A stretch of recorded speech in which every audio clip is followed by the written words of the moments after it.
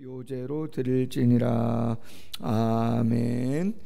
예, 빛을 비추는 삶, 거룩한 부르심이라고 하는 큐티 제목으로 말씀을 나누도록 하겠습니다. 성막 낙성일에 번제단에 기름을 바르는 날에 각 지파의 두령, 우두머리, 지휘관들이 자원하는 예물을 하나님께 12일 동안 드리는 일이 있었습니다. 그리고 오늘은 성막 낙성식이 이루어지는 동안에 성소 안에 등불을 점화하는 그런 등불 점화식이 어떻게 거행되었는가라고 하는 것을 보여주고 있습니다. 1절부터 4절 말씀인데, 여호와께서 모세에게 이야기합니다. 아론에게 말하여서 이르라. 등불을 켤 때 7 등잔을 등잔대 앞으로 비추게 해라. 등불을 등잔대 앞으로 비추도록 켰다. 여호와께서 모세에게 명하심과 같았다. 등잔대의 제작법은 이러했는데 금을 쳐서 만든 것인데 밑판에서 그 꽃까지 쳐서 만들었다는 것은 두들겨서 만들었다. 모세가 여호와께서 자기에게 보이신 양식을 따라 온전히 만들었다. 그렇게 이야기하는 것이죠. 여러분, 등잔대는 어디에 위치해 있는 겁니까? 성막에 성소가 있고 그 안에 지성소가 있죠. 성물들이 있습니다. 성소와 지성소에는. 성막 울타리 안으로 첫 번째 휘장의 문을 열고 들어가면, 그렇죠, 물두멍과 번제단이 바깥 뜰에 있습니다. 그리고 또 문을 열고 휘장을 열고 들어가면 그곳이 건물 안이 되어지는데 성소가 되어지죠. 들어가서 보면 오른쪽에는 떡상이 있습니다. 진설병이라고 하는 떡상이 있고, 왼편에 오늘 본문에 나오는 등잔대가 왼편에 있습니다.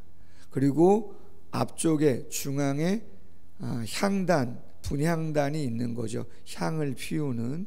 그리고 그 너머에 휘장을 열고 또 들어가면 마지막으로 지성소가 있는 곳이고 언약궤, 법궤라고 하는 성물이 있는 것이죠. 여러분, 성막이라고 하는 곳은 텐트인데 여러 가지 천으로 겹겹이 쌓여 있습니다. 창문이 있나요? 창문은 없습니다. 그렇기 때문에 대낮임에도 불구하고 빛이 완전히 차단된 깜깜한 공간이기 때문에 제사장이 그곳에 들어가서, 대제사장이 그곳에 들어가서 향을 피우고 떡상을 날마다 새로운 떡으로 갈아 하나님께 드리는 그러한 일을 할 때에는 거동이 불편하죠. 그래서 어떻게 해요? 등잔대에 등잔에 불을 피게 되어지는 것이요, 촛불이죠. 하나로 통으로 되어 있는데 7가지 가지가 있어요. 가운데 가지가 있고 양 옆으로 3가지의 가지가 있고 제일 위에 등잔, 기름을 넣고 거기다 불을 붙일 수 있는 곳이 있는 것이죠. 앞으로 비추게 하라. 그 공간의 모든 곳이 다 깜깜하기 때문에 등잔에 빛을 비추어서 제사장이 하나님께 향도 피우고 그리고 떡상도 갈고 할 수 있는, 활동할 수 있도록 그렇게 하라고 하는 것이죠. 여러분, 구약의 성막이라고 하는 것은 예수 그리스도를 예표하는 그러한 것임을 우리는 영적으로 다 알고 있습니다. 대제사장이 누구라 그러세요? 히브리서 말씀에 보면 예수 그리스도, 우리에게 대제사장이 계시니, 예수 그리스도를 이야기하는 것이죠. 성막의 모든 기구들 또한 예수님을 예표하는 것이라고 영적인 의미를 담고 있다고 알고 있습니다.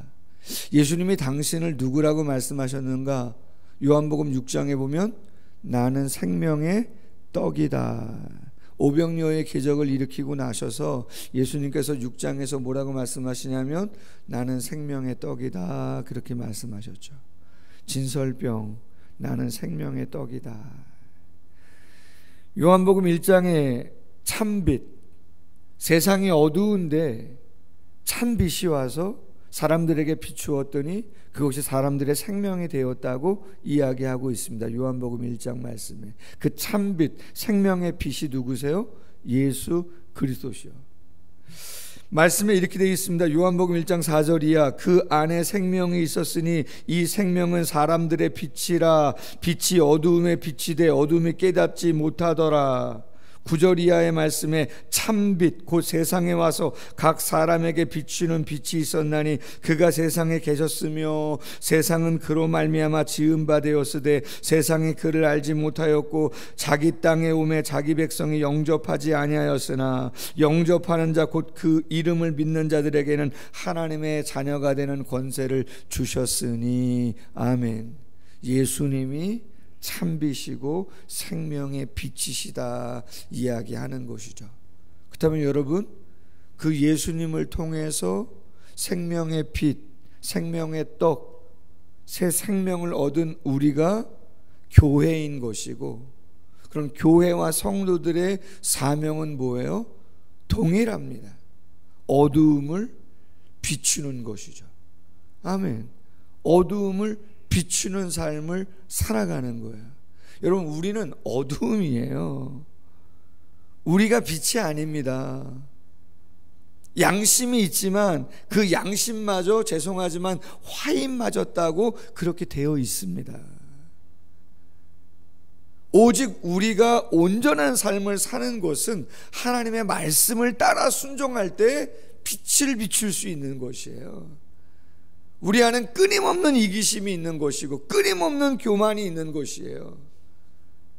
끊임없는 자기중심적인 생각은 끊임없이 있는 것이기 때문에 예수님 말씀하시잖아요. 자기 부인하고 자기 십자가 지고 따라야 되는 것이라고 이야기하는 것이에요. 결코 신앙생활이 두 가지의 균형을 놓지는 않아야 됩니다. 하나는 은혜에 대한 기쁨이 있는 것이고 감사를 놓치지 않아야 되는 것이고 성령의 충만함을 유지하고 가야 되는 것이죠. 그 은혜가 있어야 되는 것이에요.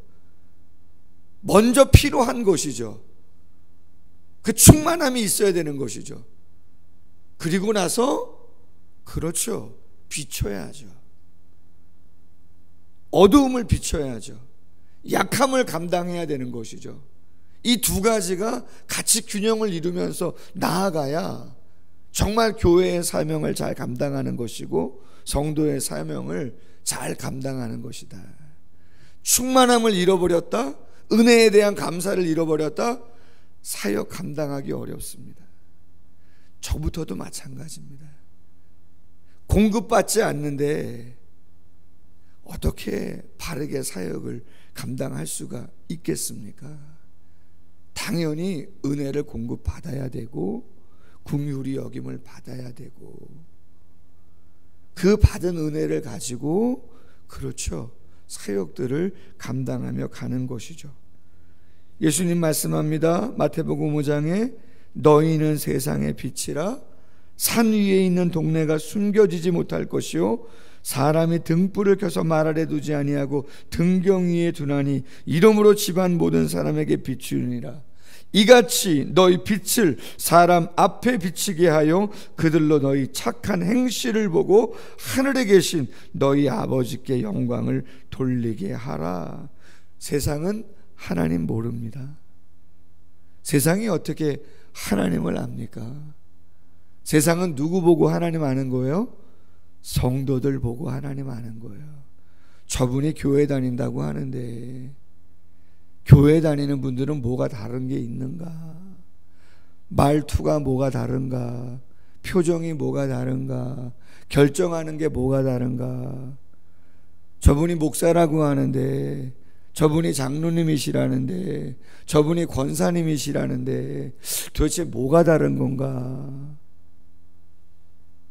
만약에 똑같이 이기적이고 똑같이 교만하다 그러면 아무런 영향이 없는 것이고 도리어 하나님이 어떤 분인가를 잘못 증거하고 있는 거죠. 그래서 두렵고 떨리는 거예요. 쉽지가 않은 것이죠. 바울은 사도행전 13장 47절 이하에서 이렇게 이야기합니다. 주께서 이같이 우리에게 명하시되 내가 너를 이방의 빛으로 삼아 너로 땅 끝까지 구원하게 하리라 하셨느니라 하니 이방인들이 듣고 기뻐하여 하나님의 말씀을 찬송하며 영생을 주시기로 작정된 자는 다 믿더라. 아멘. 여러분, 어려운 이야기입니다. 이방의 빛으로 우리를 삼아서 구원하시기를 원하셨다. 바울이 전도 여행을 하고 있는데 그 이야기를 들은 이방인들이 기뻐했다는 거예요. 바울의 사역을 보고 하나님이 어떤 분인지 알겠다고. 쉬운 일이 아니죠.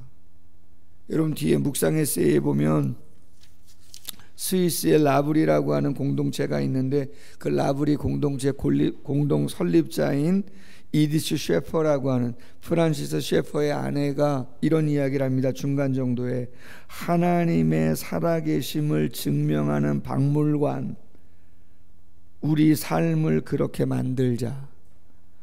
하나님의 살아계심을 증명하는 박물관, 우리의 삶이 그렇게 되어지도록 만들자. 신학교 때요, 저기 돌아가셨죠. 예수원이라고 하는 태백에 예수원이라고 하는 대천덕 신부라고 하는 분 혹시 기억하시는지 모르겠는데 성공의 신부이죠. 신학교 때 공동체에 어떤 그런 영적인 공동체들을 탐방하는 시간이 있어가지고 일본에 가 있는 이근배 선교사하고 저하고 또 동기들, 지금은 뭐 목회는 안 하지만 장로로 있는 권사밀 장로, 그 다음에 김강병 교수 몇 명이서 같이 신학교 때 태백에 갔어요. 예수원에. 거기 갔더니 밤새 갔습니다. 밤에 가서 새벽에 도착하고 그리고 거기서 생활을 했었는데요. 노동이 기도고 노동이 예배라고 하잖아요. 거기서 일도 하고 밥도 먹고 성공의 식으로 예배도 드리고 뭐 그러한 시간들도 가졌는데요. 참 귀하죠. 그 삶 자체가. 골짜기에 있는데도 영향력이 있어요. 골짜기에 있는데도 영향력이 있다고요. 놀랍죠. 과연 우리가 어떠한 빛의 모습을 감당해야 되겠는가? 5절 이하에는 레위인의 취임 예식이 기록되어져 있습니다. 대제사장은 아론과 그의 아들들이 제사장의 역할을 감당하는 것이라고 말씀을 드렸고, 그들을 도와서 성막에서 일을 하는 사람들이 레위인들인데 그 레위인들을 구별하여 성별 예식을 거행하는 장면이 오늘 5절 이하에 기록되어져 있습니다. 두 가지로 나누어집니다. 그들의 정결 절차는 첫 번째 신체적인 절차가 있고 두 번째는 제의적인 절차가 있습니다. 첫 번째 절차는 신체적인 절차, 정결을 어떻게 하느냐? 그들을 데려다가 속죄의 물을 그들에게 뿌린다. 전신에 삭도로 밀게 한다. 제모한다. 그리고 그들의 의복을 빨게 한다. 그래서 몸을 정결하게 한다는 거예요. 두 번째는 제물을 갖고 옵니다. 수송아지 한 마리, 번제물로, 기름 섞은 고운 가루, 소제물로, 그리고 송아지를 하나 갖고 와서 속죄 제물로 드리게 한다라고 하는 거예요. 주목할 것은 9절 말씀에 레위인을 회막 앞에 나오게 하고 이스라엘 자손의 온 회중을 모으고, 레위인을 여호와 앞에 나오게 하고 이스라엘 자손이 그에게 뭐 한다고요? 안수하게 한다라고 하는 거예요. 안수가 두 번 행해집니다. 이스라엘 백성들이 레위인에게 안수를 한 번 합니다. 그리고 두 번째 안수는 언제 합니까? 12절에 보니까 레위인으로 수송아지들의 머리에 또 안수를 합니다. 제가 말씀을 묵상하다 이런 생각을 했습니다. 레위인들이 제사장은 물론이고 성막에서 하나님의 예배를 올려드리는데 사역을 감당하는 자들인데 왜 이스라엘 백성들이 레위인들에게 안수를 했을까? 어떤 식으로 했는지 구체적으로 나오진 않지만 안수했단 말이에요. 백성들 12지파가 여러 가지 의미인데 저는 이런 생각을 했어요. 그들도 당연히 하나님께 예배하고 최선을 다하는 삶을 살아야 하지만 대표로서 레위인들을 구별한 것이죠. 네, 그런 의미가 분명히 있는 것이지만 저는 이런 생각을 했어요. 이스라엘 12지파의 모든 연약함과 허물을 누가 짊어지고 감당하는 거냐? 레위인들이 감당하는 거 아니냐? 아닌가요? 그럴 수 있죠. 여러분 생각해 보세요. 담임 목사나 중직자들, 구역장, 전도의 임원들, 왜 그렇게 전도의 임원들을 하기 싫어하세요? 왜 이렇게 부담스러워 하시죠? 힘드니까요. 앞장서서 뭔가를 해야 되니까. 쉬우면 여러분 누구나 하죠. 편하면 좋으면 누구나 하죠. 그렇지 않아요? 막 나에게 좋은 일 막 생기고 자원할걸요 아마? 그렇지 않아요? 눈에 보이는 일들 막 좋은 일들 있으면 얼마든지 하실걸요?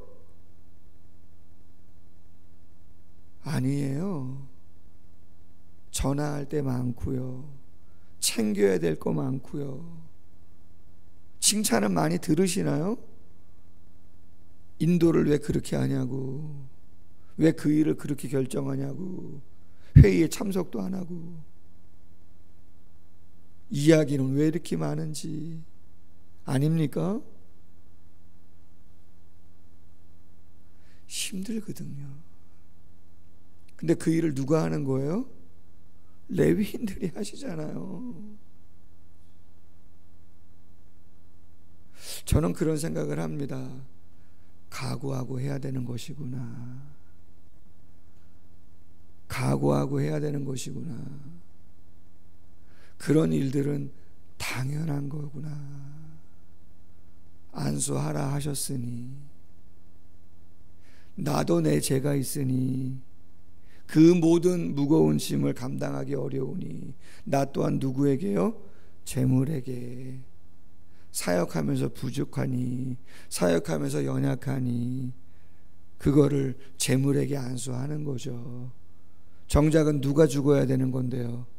죄송합니다 여러분, 성도들 여러분이 죽으셔야죠. 여러분이 잘못한 거 아니에요. 그걸 왜 구역장한테, 왜 선교회 회장한테, 왜 중직자한테, 왜 목사한테 얘기합니까? 근데 하나님 희한하죠. 하나님은 그렇게 하라고 말씀하세요. 누구는 감당을 해야 된다는 거죠. 그래서 예수님이 죽으신 것이고, 웬만해선 감당할 수가 없으니까 예수님이 그냥 죽어주신 거예요. 그리고 우리에게도 죽으라고 이야기하는 것이고, 그리고 직분자들도 죽어야 되는 것이고, 죽어야 사는 것이죠. 할렐루야. 죽어야 사는 것이고, 죽어야 감당하는 것이고. 몇 가지 영적인 교훈을 보면요, 제사장도 마찬가지, 레위인도 마찬가지, 하나님의 임재의 상징인 성막에서 성도들의 죄와 연약함을 회복하고 하나님의 은혜를 경험케 하는 데에 있어서 가장 중요한 게 뭐냐? 설교자라는 게 아니에요. 이리 뛰고 저리 뛰고 하는 것도 아니에요. 하나님께 부름받아 하나님의 일을 감당하는 자에게 제일 첫 번째 중요한 자격 요건은 성결입니다. 정결함이라고요. 심지어 제사장은 머리에, 그죠? 띠를 하잖아요. 관을 쓰는데 띠를 하는데 거기 써 있어요. 뭐라고 썼죠? 여호와께 성결, 딱 문구를 새기고 그렇게 사역을 감당하게 되어 있습니다. 사역자에게 제일 중요한 덕목은 테크닉이 아니라는 얘기입니다. 학벌도 아닙니다. 우직하게 그런 거 아니에요. 그건 그 다음. 제일 중요한 건 성결입니다. 하나님의 거룩하심을 온전히 드러낼 수 있는, 거기에 은혜가 있고 거기에 평안도 있고 거기에 기쁨도 있고 거기에 자원함도 있고 다 있는 거예요. 아멘. 죄가 있으면 하나님과 소통이 안 됩니다, 여러분. 그렇잖아요. 내 안에 죄가 있는데 무슨 안 됩니다. 그래서 회개하고 또 회개하고 또 내려놓고 끊임없이, 그러면 이제 하나님과 하나가 되어집니다. 마음이 정결한 사람이 하나님을 보게 되는 것이죠. 하나님과 관계가 괜찮아지는 것이에요. 그러면 조금 하나님의 사역을 감당할 수 있게 되어지는 거죠. 하나님을 드러내게 되어진다 말이죠. 두 번째는, 직분자는 하나님 앞에서나 사람 앞에서 다 인정을 받아야 된다. 오늘 제가 9절 말씀, 10절 말씀을 읽어드렸는데, 레위인은 하나님 앞에서도 서야 되고요, 사람들 앞에서도 서야 되는 거예요. 이 두 가지가 다 온전해야 하나님의 사역을 제대로 감당할 수 있다고 이야기할 수 있다는 거예요. 이게 쉽지 않아요.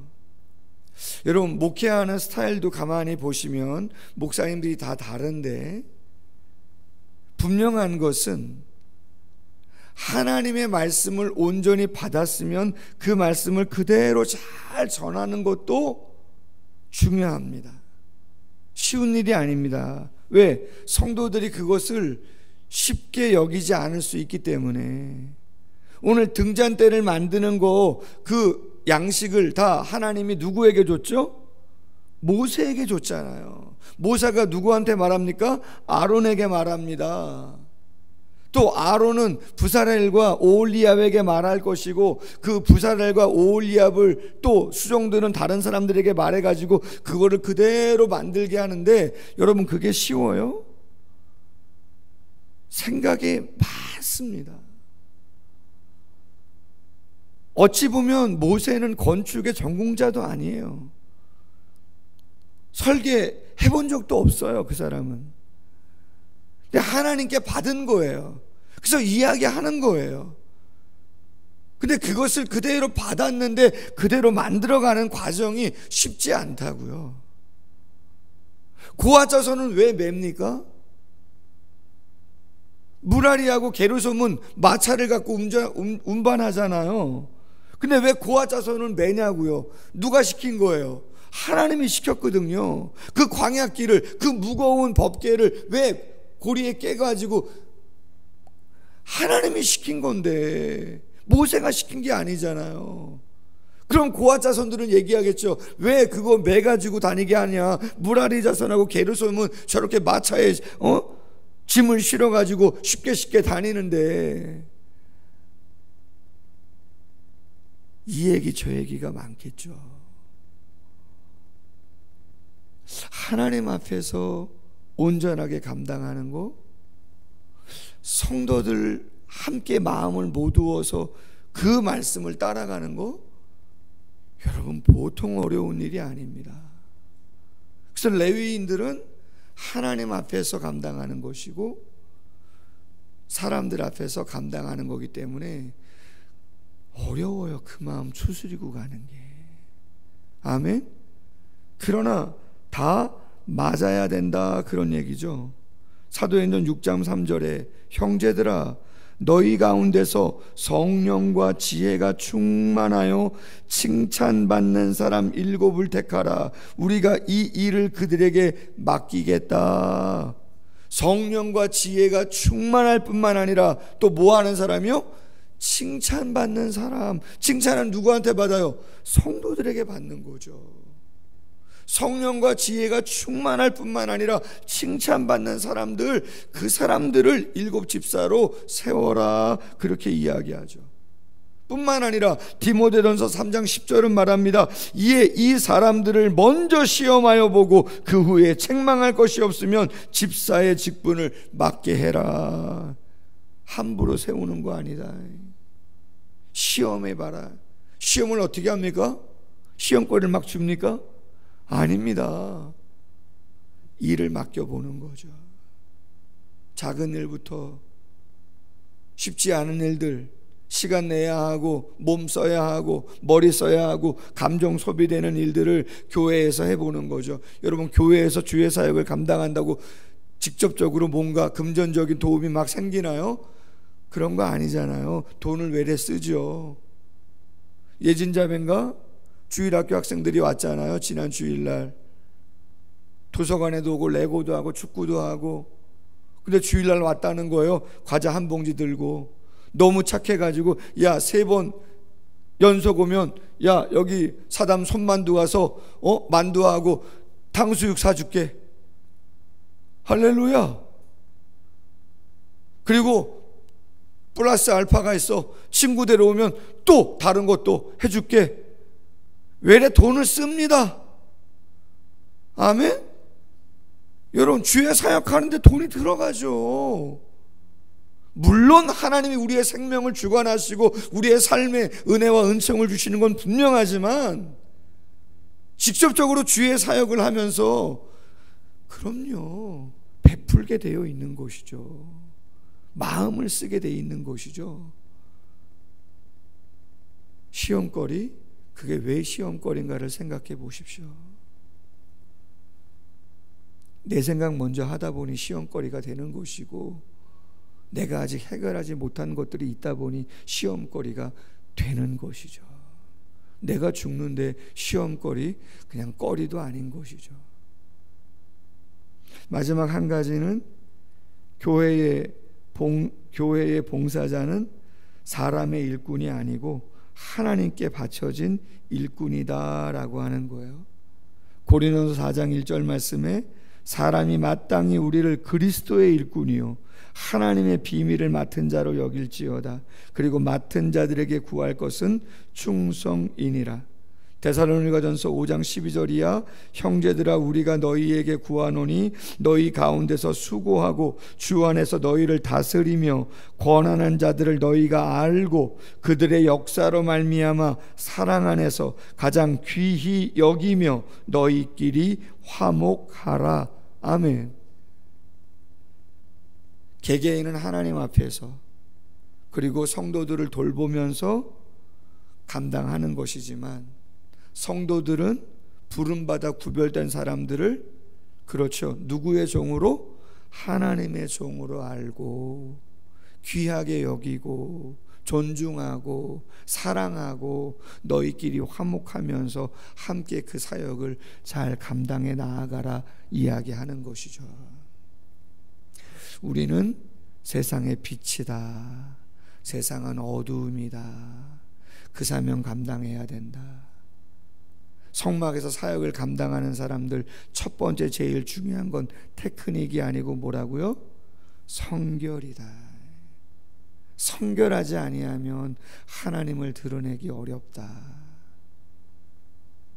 2번 안수하는데 왜 백성들이 안수했는지, 그들의 약함을 짊어지고 가는 자들이 직분자들이다.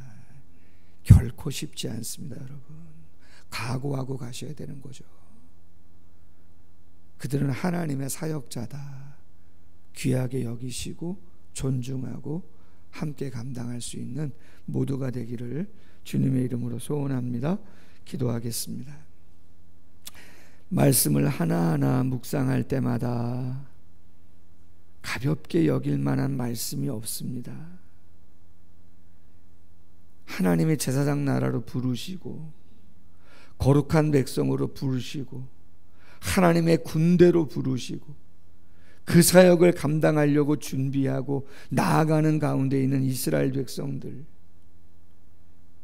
민수기의 말씀을 하나하나 묵상해 볼 때에 과연 우리가 저 어두운 세상 속에서 하나님의 그 거룩하심과 그 영광의 빛을 정말 어떻게 비출 수 있는가, 그 영적인 무게감을 정말 우리가 느끼고 있는 것인가를 다시 한번 생각해 본다면 결코 쉽게 이야기할 수 있는 부분이 그렇게 많이 없음을 잘 알게 되어집니다.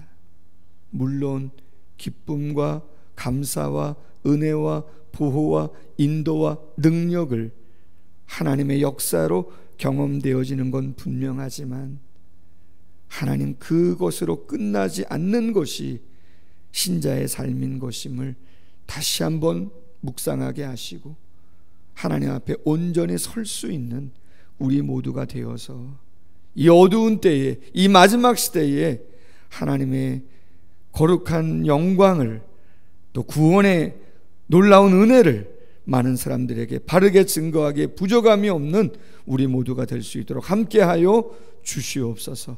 감사하며 예수님의 이름으로 기도하옵나이다. 아멘. 계속해서